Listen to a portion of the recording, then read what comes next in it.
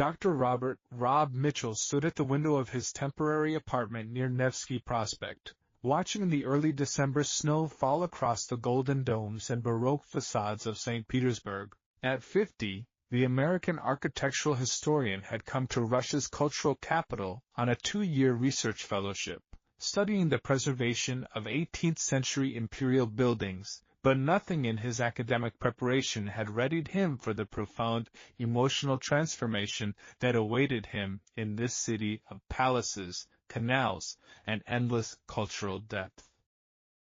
Rob's journey to Russia had begun with professional ambition tinged with personal escape.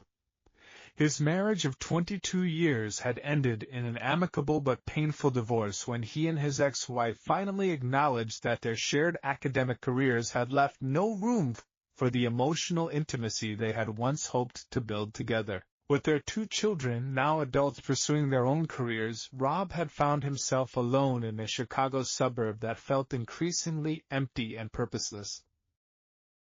The opportunity to study architectural preservation in St. Petersburg had come through the Hermitage Museum's International Scholars Program, which needed someone with Rob's expertise in Baroque restoration techniques to document and analyze the ongoing preservation of the Winter Palace and related imperial buildings. The work promised to be both professionally rewarding and personally absorbing, exactly what he needed to rebuild his sense of purpose and direction. St. Petersburg overwhelmed him from the moment he arrived. The city possessed a grandeur and cultural sophistication that made Chicago seem provincial by comparison, with architecture that told the story of 3 centuries of imperial ambition, artistic achievement, and cultural synthesis between European and Russian traditions. The long winter nights and brilliant days created an atmosphere that was both melancholy and inspiring, perfect for the kind of deep scholarly work that had always been Rob's refuge during difficult times. His research position provided him with access to the Hermitage's vast collections and archives, but it also required extensive collaboration with Russian scholars, conservators, and cultural officials who possessed knowledge about preservation techniques and historical contexts that weren't available in Western academic sources. It was during a conservation workshop at the Catherine Palace in Pushkin that Rob first encountered the 4 young women who would transform his understanding of love, cultural exchange, and the possibilities for finding happiness in the later stages of life. The workshop was focused on the restoration of the famous amber room, and Rob had been invited to observe traditional Russian gilding techniques that dated back to the original 18th-century craftsmen. The 4 women were graduate students and young professionals working under the supervision of the State Hermitage's Conservation Department, each specializing in different aspects of imperial period restoration while also pursuing their own research projects in art history, cultural preservation, and museum studies. Leading the group was Ekaterina Volkov, 28, a conservation specialist who had completed her master's degree at the Repin Academy and was working on techniques for preserving gilt bronze decorative elements. She possessed the kind of meticulous attention to detail and deep cultural knowledge that reminded Rob of the master craftsmen whose work they were studying. The second member was Anastasia Nasta Petrov, 26, an art historian specializing in 18th-century court culture who was completing her Ph.D. on the influence of French design traditions on Russian imperial architecture. Her research complemented Rob's own work while providing insights into cultural contexts that Western scholars often missed. The third team member was Lena Kozlov, 25, a museum studies specialist who worked on exhibition design and public education programs. Her expertise lay in making historical preservation accessible to contemporary audiences while maintaining scholarly rigor and cultural authenticity. The youngest member was Daria Dosha-Smirnov, 24, a linguistics and cultural studies graduate who served as translator and cultural liaison for international conservation projects. Her knowledge of both English and traditional Russian craft terminology made her invaluable for cross-cultural academic collaboration. Rob was immediately impressed by their competence, their sophisticated understanding of both historical and contemporary preservation techniques, and their obvious passion for protecting Russia's cultural heritage. During the workshop, they demonstrated skills and knowledge that rivaled any conservation team he had worked with in American or European museums. Professor Mitchell, Ketia said in careful English after the workshop session, "We have read your publications on Baroque restoration, and we would be honored to learn from your experience with American preservation methods. Perhaps we could arrange some collaborative research sessions?" Rob was struck by their diplomatic approach and their genuine intellectual curiosity. "I'd be delighted to work with your team, but I suspect I'll learn as much from you as you might learn from me. Your knowledge of Russian techniques and materials is exactly what I need for my research." Over the following weeks, as Rob worked closely with the four women on various restoration projects and research initiatives, he found himself increasingly impressed by their individual expertise and their remarkable ability to function as a cohesive team. Each woman brought different strengths and perspectives, but they worked together with the kind of seamless collaboration that characterized the best academic partnerships. More importantly, Rob was developing deep respect and growing affection for the women as individuals. Despite their youth compared to his 50 years, they possessed wisdom about art, culture, and life that came from growing up in a society that valued intellectual achievement and cultural sophistication while also having experienced the challenges and opportunities of post-Soviet Russia. Ketia proved invaluable for understanding traditional Russian conservation techniques and the cultural philosophies that guided restoration work in imperial buildings. Her approach emphasized continuity with historical methods while incorporating beneficial modern innovations. Nastia's historical research provided context and insights that enriched Rob's understanding of how architectural preservation connected to broader questions of cultural identity and national heritage. Her knowledge of archival sources and court documents revealed details about original construction techniques that weren't available in published sources. Lena's museum expertise helped Rob understand how his scholarly research could be made accessible to broader audiences while maintaining academic rigor. Her work on exhibition design and public education provided models for how preservation work could serve both scholarly and public purposes. Dasha's linguistic and cultural knowledge proved essential for navigating the complex social and professional relationships that shaped academic work in Russia. Her translation skills and cultural sensitivity helped Rob understand subtleties of meaning and context that would have been impossible for him to grasp independently. "You approach our culture and our work differently than most Western scholars," Nasty observed during one of their research sessions.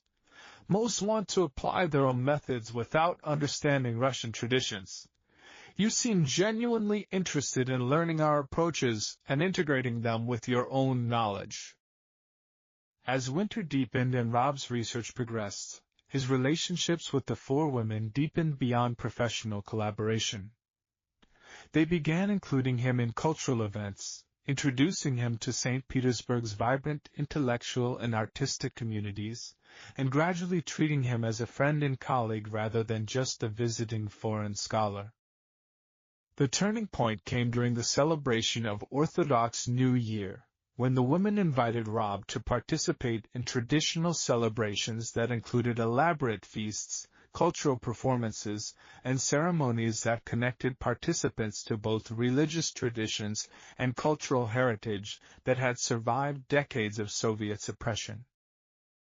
During the celebration, which lasted for several days and included visits to historic churches, traditional music performances, and family gatherings, Rob experienced a profound sense of cultural continuity and intellectual sophistication that characterized Russian cultural life at its best. On the final evening of the celebration, As snow fell outside the windows of Katya's family apartment and traditional music played in the background, the four women approached Rob with obvious nervousness and excitement. "Robert Mihailovich," Katya said formally, using the Russian patronymic form of address, "we four need to speak with you about something very important that concerns our feelings and our future." Rob's heart began racing as he sensed the direction this conversation might take. Nastya continued, "We have all developed feelings for you that go beyond professional respect or friendship. We know this may seem impossible because of the age difference and cultural differences, but we wanted you to know that you have touched our hearts in ways we did not expect." Rob was stunned by their collective directness and the implications of what they were suggesting. "Ladies, I'm deeply honored by your feelings, and I have to admit that I've developed strong feelings for all of you as well. But I'm 50 years old, and you're young women with brilliant careers ahead of you. More importantly, I don't understand how such relationships could work within Russian cultural expectations." Dash's response reflected the cultural knowledge that had made her an effective liaison. In Russian tradition, especially among educated families, relationships that serve intellectual and cultural purposes are often viewed differently than purely romantic attachments. What matters most is character, commitment to cultural values, and mutual respect. Lena added, "More importantly, we four have been best friends and collaborators since university. We support each other in everything, and cannot imagine relationships that would separate us. But you have shown that you value our friendship and understand that our bond with each other is central to who we are." The proposal that emerged from their subsequent conversations was unlike anything in Rob's experience. The four women, who had been inseparable friends and professional colleagues throughout their university years and early careers, were proposing to collectively enter into relationships with him, following Russian cultural traditions that were more flexible about family structures than American norms might suggest. "We have spoken with our families and academic mentors," Katya explained during one of their many discussions. "In Russian intellectual culture, especially in St. Petersburg, unconventional arrangements are sometimes accepted when they serve larger purposes of cultural exchange and scholarly collaboration." Rob requested time to consider their proposal, and the women graciously agreed to give him space for reflection. Over the following weeks he found himself examining every assumption he had held about love, marriage, cultural adaptation, and appropriate life choices for someone his age. The practical advantages of such arrangements were undeniable, though complex.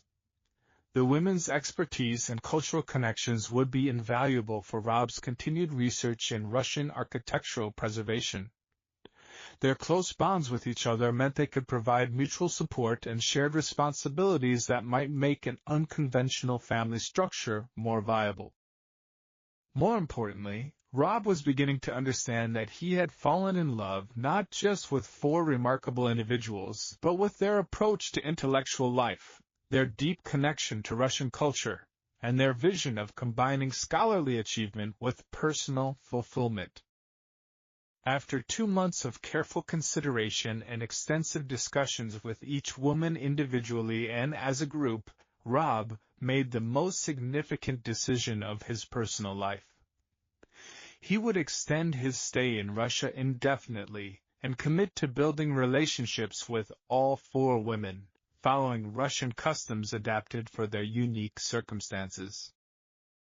The transition from colleagues to romantic partners happened gradually and thoughtfully, with all parties conscious of the need to maintain professional standards while exploring their personal relationships.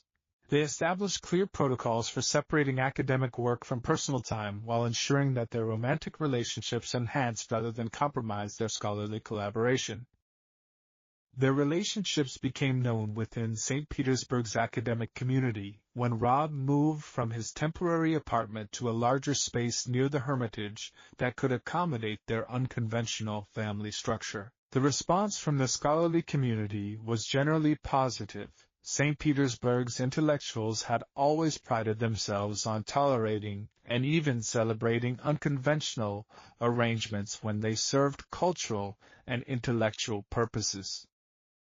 The first major test of their relationships came when all four women were offered opportunities to present their research at international conferences, with Rob serving as their academic sponsor and collaborator. The step from local to international recognition required careful management of their professional reputations and their personal relationships. "This changes everything," Rob told them as they discussed the conference opportunities. "As international scholars, you'll be under scrutiny from academics who might not understand or approve of our personal situation." Katya's response reflected her pragmatic approach. "Let them judge our work, not our personal lives. We know what we have together, and we're not going to apologize for arrangements that make us happy and productive." Nastia added her analytical perspective. "The most important thing is that we continue to produce excellent scholarship while protecting what we've built together. If we handle this professionally and let our research speak for itself, people will respect us regardless of their personal opinions." Their presentations at the international conferences were highly successful, with all four women receiving recognition for their innovative approaches to conservation science and cultural preservation. Their professional success validated their decision to maintain their relationships while pursuing ambitious academic careers.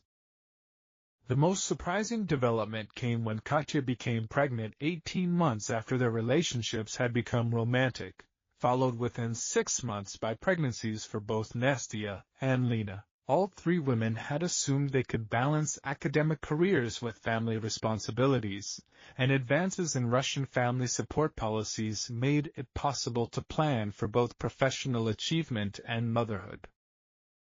"I cannot believe we are all going to be mothers," Katya confided to Dr. Maria Volkova, the obstetrician who specialized in treating academic women. "How do we balance international research careers with raising children?" "Many successful women manage both," Dr. Volkova replied. "With proper support systems and shared responsibilities, you can excel at both scholarship and motherhood." The pregnancies proceeded smoothly, with all three women maintaining modified research schedules while receiving excellent medical care and strong support from their extended families and academic colleagues. The St. Petersburg intellectual community rallied around them, providing both practical assistance and encouragement. Katya gave birth first, delivering a healthy son they named Alexander Robert, honoring both Russian tradition and Rob's American heritage. Nastia delivered twin daughters 6 months later, whom they named Sophia Michelle and Elena Grace, combining Russian and American naming traditions. Lena gave birth to a daughter they named Anastasia Hope. Dasha remained focused on her linguistic research while serving as devoted aunt and cultural educator for the growing number of children in their unconventional family. Her role evolved to include managing the practical aspects of their complex household while continuing her own academic work. Suddenly, Rob found himself at 53 managing the demands of international research while helping to care for 4 young children and supporting 4 wives who were balancing motherhood with ambitious academic careers. The challenges were substantial, but the Russian extended family support systems and their collaborative approach to household management made the situation manageable and deeply fulfilling. The children grew up multilingual, speaking Russian, English, and learning other European languages through their exposure to international academic conferences and cultural exchanges. They developed an early appreciation for both art and scholarship, spending their days moving between conservation laboratories and traditional Russian cultural activities. Rob's research had expanded significantly with the women's expertise and cultural connections. Their collaborative approach to architectural preservation had earned recognition from UNESCO and major museums worldwide, while their integrated methodology was being studied as a model for international scholarly cooperation. The success of their work allowed them to contribute significantly to cultural preservation initiatives throughout Russia and Eastern Europe. They established exchange programs that brought American and European scholars to St. Petersburg while also creating opportunities for Russian researchers to work at major Western institutions. Rob's relationship with his American family had evolved significantly over the years. His adult children had initially been bewildered by their father's choices, but visits to St. Petersburg had convinced them that he had found genuine happiness and intellectual fulfillment in his new life. "Dad has created something amazing," his daughter told friends back in Chicago. "It's not just about having an unusual family. He's building bridges between American and Russian academic communities while doing the most important work of his career." The cultural impact of their unconventional family had been substantial, serving as an example of successful American-Russian cooperation and demonstrating new possibilities for international scholarly collaboration that honored both professional achievement and personal happiness. Most importantly, Rob's family had become a symbol of the deep intellectual and emotional connections that could develop between scholars from different cultures when approached with genuine respect and shared commitment to cultural preservation and academic excellence. As Rob approached his 60th birthday, he often reflected on the conservation workshop that had brought him to St. Petersburg seeking professional advancement. Instead, he had discovered that the most important preservation work involved nurturing love, family, and cultural understanding rather than simply maintaining historic buildings.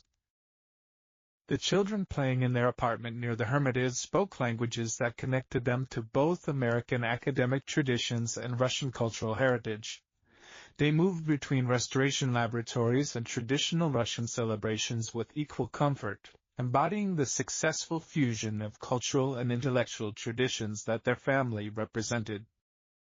Katya had been appointed as Chief Conservation Officer for the State Hermitage, while Nasia had established an International Institute for Baroque Studies. Lena had created innovative museum education programs that were being adopted throughout Europe, and Deja had become one of Russia's leading experts on cultural translation and international academic cooperation. When I first came to St. Petersburg, Rob told an academic journal interviewing him about international scholarly collaboration, "I thought I was studying architectural preservation. Instead, I learned about family, about the importance of integrating personal happiness with professional achievement, and about the fact that love can bloom in the most unexpected cultural contexts when people share fundamental values about learning and cultural preservation." The four women often reflected on how their unconventional marriage had enhanced, rather than complicated, their academic ambitions and their lifelong friendship. "Many people assumed we would compete for Robert's attention or that our careers would suffer," Katya observed during a group interview. "Instead, sharing the responsibilities of family life has allowed us to support each other's professional goals while creating a model for how academic families can thrive despite the challenges of international research careers." As the sun set over the Neva River, visible from the windows of their family apartment that had become a gathering place for international scholars and Russian-American cultural events, Dr. Robert Mitchell felt the deep satisfaction of a life that had found unexpected meaning through the integration of scholarly passion, cultural appreciation, and transformative love. The American architectural historian who had come to Russia to study Baroque preservation had instead discovered that the most important restoration work involved rebuilding his own capacity for love and family while creating new forms of international cooperation that honored both professional excellence and personal happiness. His story continued to inspire discussions about cross-cultural academic collaboration, unconventional family structures, and the possibilities for finding purpose through relationships that transcend national and generational boundaries while serving the preservation of humanity's greatest cultural achievements.